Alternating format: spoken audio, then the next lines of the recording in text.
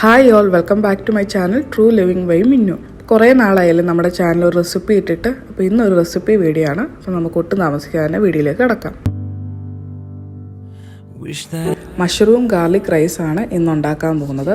അപ്പോൾ ബസ്മതി റൈസാണ് നമുക്ക് ഈ ഒരു റൈസ് ഉണ്ടാക്കാൻ വേണ്ടത്. അപ്പോൾ ആദ്യം തന്നെ നമുക്ക് റൈസ് ഒന്ന് ഉണ്ടാക്കിയെടുക്കാം. അപ്പോൾ അതിന് ഞാൻ ഞങ്ങളുടെ റൈസ് കുക്കറിൻ്റെ മെഷറിംഗ് കപ്പിലാണ് ഞാൻ റൈസ് മെഷർ ചെയ്തെടുത്തിരിക്കുന്നത്. അതിൽ 3 കപ്പാണ് എടുത്തിരിക്കുന്നത്. സാധാരണ ഒരു മെഷറിംഗ് കപ്പിലാണെങ്കിൽ 1.5 കപ്പ്, ഇതൊരു 1/2 കപ്പ് ഉള്ളൂ. അപ്പം ഇതിൽ 3 കപ്പാണ് എടുത്തിരിക്കുന്നത്. അപ്പോൾ സാധാരണ നിങ്ങളുടെ മെഷറിംഗ് കപ്പിൽ 1.5 കപ്പ് റൈസാണ് ഞാൻ എടുത്തിരിക്കുന്നത്. ഞാനപ്പം റൈസ് കുക്കറിലാണ് ഇത് ഉണ്ടാക്കിയെടുക്കുന്നത്. അപ്പോൾ അതിൻ്റെ വിഷ്വൽസ് കൂടെ ഞാനൊന്ന് വേഗം കാണിച്ചു പോകാം. ഒരു 6 മാസം ആയതേ ഉള്ളൂ ഞാൻ റൈസ് കുക്കർ യൂസ് ചെയ്യാൻ തുടങ്ങിയിട്ട്. പക്ഷേ ഭയങ്കര ഹെൽപ്ഫുള്ളാണ്. നമുക്ക് ചോറൊക്കെ ആണെങ്കിലും സ്റ്റൗവിൽ വെക്കുന്നതിലും സമയം നല്ല ലാഭമാണ് റൈസ് കുക്കറിൽ. ഇതാ ഞാനിപ്പോൾ അരി നന്നായിട്ട് കഴുകി ഡ്രെയിൻ ചെയ്തെടുത്ത് വന്നിട്ടുണ്ട്. അപ്പോൾ ഇതാണ് എൻ്റെ റൈസ് കുക്കർ. അപ്പോൾ ഇതിന് സ്റ്റീമറും ഉണ്ട്. അപ്പോൾ ഞാൻ സ്റ്റീമർ എടുത്ത് മാറ്റിയിട്ടാണ് ഞാൻ കാണുന്നൊരു പാൻ എന്ന് പറയുന്നത് നമ്മുടെ അലൂമിനിയം, നമ്മുടെ നാട്ടിലൊക്കെ തെർമൽ കുക്കർ ഉണ്ടല്ലോ, റെഡ് കളറാണ്, ഏകദേശം അതുപോലെ തന്നെയാണ്. പക്ഷേ ഇതിൽ നമുക്ക് ഫുള്ളായിട്ട് ഉണ്ടാക്കിയെടുക്കാം എന്നേ ഉള്ളൂ. ഞാൻ അരി അതിലേക്ക് ഇടുവാണ്. ഇതിൽ ഞാൻ എല്ലാ ടൈപ്പ് അരിയും ഞാൻ റൈസ് കുക്കറിൽ ഉണ്ടാക്കി നോക്കിയിട്ടുണ്ട്. എല്ലാം വളരെ സമയലാഭമാണ്. പിന്നെ നമുക്ക് വാർക്കുകയും വേണ്ട. കറക്റ്റ് വെള്ളം ഇതിൽ പറയുന്ന മെഷർമെൻറ്റ് കറക്റ്റായിട്ട് നമ്മൾ വാട്ടർ ഒഴിച്ച് കഴിഞ്ഞാൽ നമുക്ക് പിന്നെ വാർക്കേണ്ട ടൈമിംഗ് ഒന്നും വേസ്റ്റ് ചെയ്യേണ്ട, വാർക്കേണ്ട കാര്യമൊന്നുമില്ല. ഇതിൽ നിന്ന് ഡയറക്റ്റ് നമുക്ക് സെർവ് ചെയ്യാം. അപ്പോൾ അതാണ് റൈസ് കുക്കറിൻ്റെ ഒരു ബെനിഫിറ്റ്.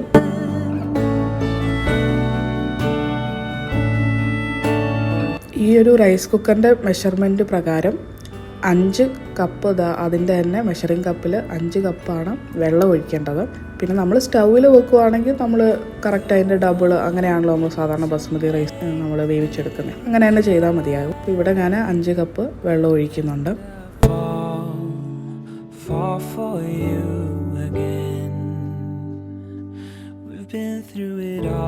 ഇനി ആവശ്യത്തിനുള്ള ഉപ്പ് ഇട്ട് കൊടുക്കുകയാണ്. നമ്മൾ സ്റ്റൗവിൽ ഉണ്ടാക്കുന്ന അത്രയും ഉപ്പ് റൈസ് കുക്കറിൽ ആവശ്യമില്ല.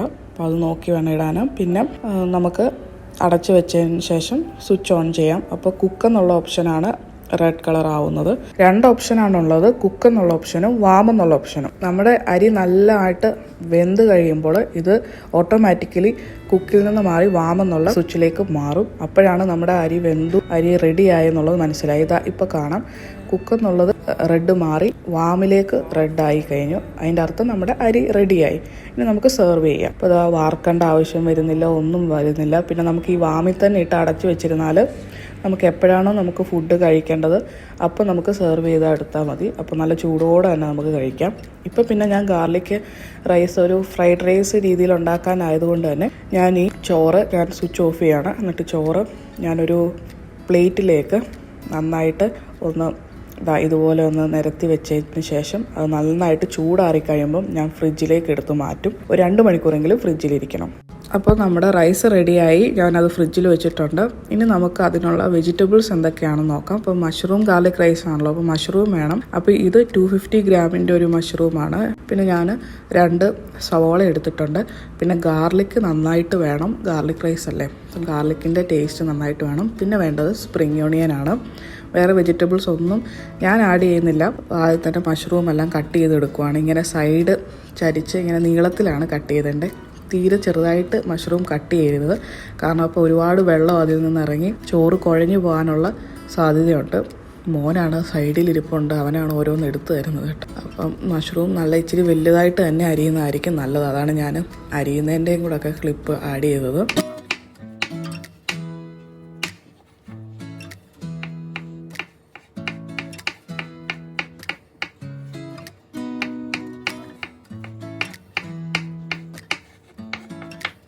അപ്പോൾ മഷ്റൂം കട്ട് ചെയ്തെടുത്തിട്ടുണ്ട്. ഇനി സവോളയാണ്. സവോള നീളത്തിലാണ് അരിയേണ്ടത്.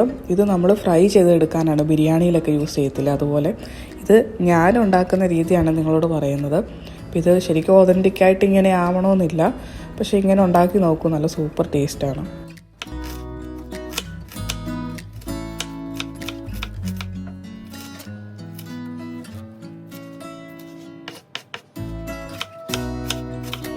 ഇനി സ്പ്രിംഗ് ഓണിയൻ്റെ വൈറ്റ് പാർട്ടും ഗ്രീൻ പാർട്ടും സെപ്പറേറ്റ് ആയിട്ട് അരിഞ്ഞ് മാറ്റി വെക്കുക.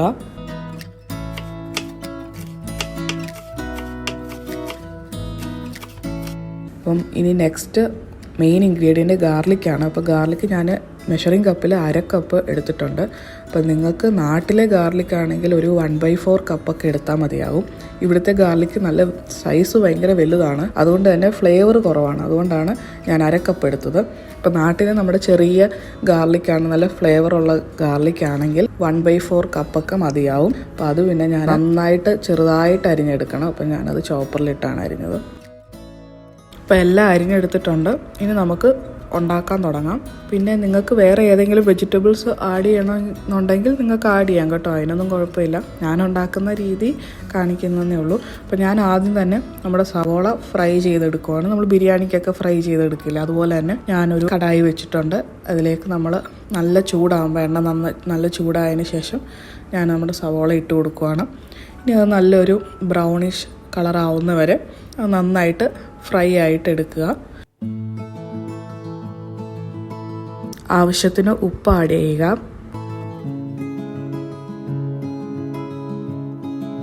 പിന്നെ ഞാൻ കുറച്ച് ഷുഗർ ആഡ് ചെയ്യുന്നുണ്ട്, വളരെ കുറച്ച് കേട്ടോ, ഒരു 1/2 ടീസ്പൂൺ അത്രയൊക്കെ.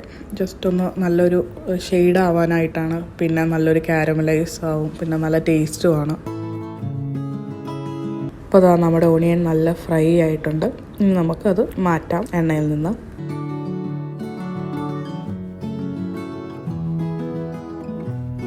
ഇനി നമുക്ക് വലിയൊരു പാൻ വെക്കാം. ഇനി വേഗമാണ് കുക്ക് ചെയ്യുന്നത്. ഹൈ ഫ്ലെയിമിൽ ഇട്ടതിന് ശേഷം ആദ്യം തന്നെ ഇച്ചിരി ബട്ടർ ഇട്ട് കൊടുക്കുവാണ്. അതിനുശേഷം നമ്മുടെ ഗാർലിക്കാണ് ഇട്ട് കൊടുക്കുന്നത്. ബട്ടർ നന്നായിട്ട് മെൽറ്റായി കഴിഞ്ഞതിന് ശേഷം അപ്പോൾ ഗാർലിക്ക് ഇനി നന്നായിട്ട് ബട്ടറിൽ കടന്ന് നന്നായിട്ട് റോസ്റ്റ് ആവണം. കരിഞ്ഞു പോകരുത്, എന്നാൽ നല്ല റോസ്റ്റ് ആവുകയും വേണം. അപ്പം അത് കുറച്ച് ടൈം എടുക്കും, ഒരു 5 മിനിറ്റൊക്കെ എടുക്കും. അപ്പോൾ നന്നായിട്ട് ഇളക്കിക്കൊണ്ടിരിക്കുക. അപ്പോൾ അത് ആ ഗാർലിക്ക് നല്ല റോസ്റ്റ് ആയിട്ടുണ്ട്, നല്ല ബ്രൗണൊക്കെ ആയിട്ടുണ്ട്. ഇനി നമുക്ക് സ്പ്രിംഗ് ഒണിയൻ്റെ വൈറ്റ് പാർട്ട് ഇട്ട് കൊടുക്കാം. അതിൻ്റെ വൈറ്റ് നമ്മൾ സെപ്പറേറ്റ് കട്ട് ചെയ്ത് വെച്ചിട്ടുണ്ടല്ലോ, അപ്പോൾ അത് ഇട്ട് കൊടുക്കാം.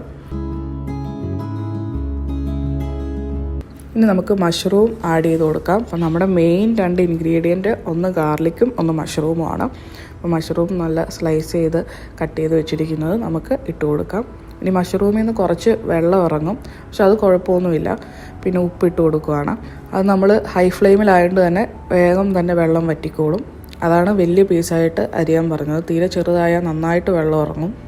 പിന്നെ ഞാൻ കുറച്ച് പെപ്പർ പൊടിയും കൂടി ഇടുവാണ്. ഇതിപ്പോൾ ഇങ്ങനെ തന്നെ കഴിക്കാൻ നല്ല ടേസ്റ്റാണ്. മഷ്റൂം ബട്ടറിൽ സോട്ട് ചെയ്ത് ഗാർലിക്കും ഫ്ലേവറും ഒക്കെ ആയിട്ട് നല്ല ടേസ്റ്റാണ് ഇങ്ങനെ തന്നെ കഴിക്കാൻ.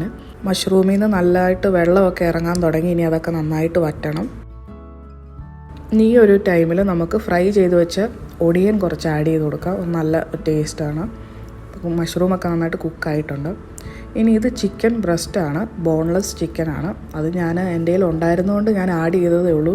മോൻ കറിയൊന്നും കൂട്ടത്തില്ല, അപ്പോൾ ഇത് തന്നെ കഴിക്കുമ്പോഴും അവന് അത്യാവശ്യം കുട്ടികൾക്ക് പ്രോട്ടീനും ഒക്കെ ചെല്ലാൻ വേണ്ടിയിട്ട് ഞാൻ ജസ്റ്റ് ആഡ് ചെയ്തതേ ഉള്ളൂ. ഇത് വളരെ ഓപ്ഷണലാണ് കേട്ടോ, നിങ്ങളുടെ കയ്യിൽ ഉണ്ടെങ്കിൽ മാത്രം ആഡ് ചെയ്താൽ മതി. ഞാനിപ്പം മോനും ഒക്കെ കഴിക്കാൻ വേണ്ടിയിട്ടാണ് ഇച്ചിരി എൻ്റെ കയ്യിൽ ഉണ്ടായിരുന്നതുകൊണ്ട് ആഡ് ചെയ്തു. പിന്നെ ഞാൻ കുറച്ച് എണ്ണയോട് എക്സ്ട്രാ ആഡ് ചെയ്യുന്നുണ്ട്. ഇനി നമുക്ക് അവസാനം നമ്മുടെ റൈസ് ആഡ് ചെയ്യാം. അപ്പോൾ റൈസ് ഞാൻ ഫ്രിഡ്ജിൽ വെച്ചിരിക്കുകയായിരുന്നു. അപ്പം നിങ്ങൾ ഈ ഒരു സ്റ്റെപ്പ് മറക്കല്ല കേട്ടോ, കാരണം മഷ്റൂമൊക്കെ ആഡ് ചെയ്യുന്നത് കൊണ്ട് തന്നെ നമ്മൾ ഫ്രിഡ്ജിൽ അരി നേരത്തെ വേവിച്ച് വെക്കുന്നതായിരിക്കും നല്ലത്. അല്ലെങ്കിൽ ആവപ്പാടെ ഉണ്ടാക്കിയ ഉടനെ അരി ഇതിലേക്ക് ഇടുകയാണെങ്കിൽ ആവപ്പാടെ എല്ലാം കൂടെ കുഴഞ്ഞിരിക്കും. കാരണം ഇത് മഷ്റൂം ഗാർലിക് റൈസ് ആയതുകൊണ്ട് തന്നെ നിങ്ങൾ അരി ഒരു മിനിമം 2 മണിക്കൂറെങ്കിലും ഫ്രിഡ്ജിൽ വെച്ചതിന് ശേഷം വേണം ഇതുണ്ടാക്കാനായിട്ട് എടുക്കാനായിട്ട്. അപ്പം നമ്മുടെ റെസിപ്പി ഓൾമോസ്റ്റ് റെഡിയായി. ഇനി റൈസ് ആഡ് ചെയ്തു. ഇനി നന്നായിട്ട് മിക്സ് ചെയ്യുക.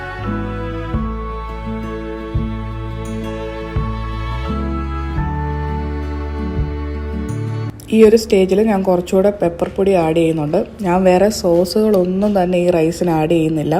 ഒരു സോസിൻ്റെ ആവശ്യമില്ല, ഇങ്ങനെ തന്നെ കഴിക്കാൻ നല്ല ടേസ്റ്റാണ്. ഇനി ഞാൻ ഒരു ലൈം ജസ്റ്റ് ഒരു ഹാഫ് ലൈം ജസ്റ്റ് ആഡ് ചെയ്യുന്നുണ്ട്. ഇനി സ്പ്രിംഗ് ഒണിയൻ്റെ ഗ്രീൻ പാർട്ട് നമുക്ക് ആഡ് ചെയ്യാം. അതിനുശേഷം ഫ്രൈഡ് ഒണിയനും ആഡ് ചെയ്യാം. അപ്പോൾ നമ്മുടെ മഷ്റൂം ഗാർലിക് റൈസ് ഇവിടെ റെഡി ആയിട്ടുണ്ട്. ഇത് ചൂടോടെ തന്നെ സെർവ് ചെയ്യുക, ചൂടോടെ തന്നെ കഴിക്കാനാണ് നല്ല ടേസ്റ്റ്. ഇതിൻ്റെ കൂടെ വേറെ ഒരു കറിയുടെ ആവശ്യമില്ല, തന്നെ കഴിക്കാനും നല്ല ടേസ്റ്റാണ്. അപ്പോൾ ഞാനത് ചൂടോടെ തന്നെ സെർവ് ചെയ്യുവാണ്.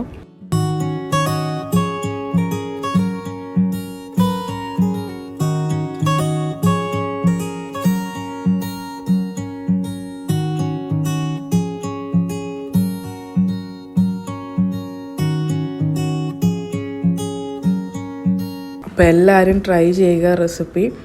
എല്ലാവർക്കും ഇഷ്ടപ്പെടും. എൻ്റെ മോനും ഒക്കെ ഇഷ്ടമാണ്, കൊച്ചു പിള്ളേർക്കും ഒക്കെ ഇഷ്ടപ്പെടും. അവരൊന്നും കറിയൊന്നും ഇല്ലാതെ ചുമ്മാ കഴിച്ചോളും. അപ്പോൾ എല്ലാവരും ഈ റെസിപ്പി ട്രൈ ചെയ്യുക. നല്ല ഡീറ്റെയിൽ ആയിട്ട് തന്നെയാണ് ഞാൻ ഇന്നത്തെ വീഡിയോ ചെയ്തിരിക്കുന്നത്. റൈസ് കുക്കറൊക്കെ നിങ്ങൾക്ക് മേടിക്കാൻ ആഗ്രഹമുള്ളവരുണ്ടെങ്കിൽ നല്ല ഹെൽപ്ഫുള്ളാണ്. അതുകൊണ്ടാണ് ആർക്കെങ്കിലുമൊക്കെ ഹെൽപ്ഫുൾ ആകുമെന്ന് വിചാരിച്ച് തന്നെയാണ് ഞാൻ അതൊക്കെ ഡീറ്റെയിൽ ആയിട്ട് ഈ വീഡിയോയിൽ കാണിച്ചത്.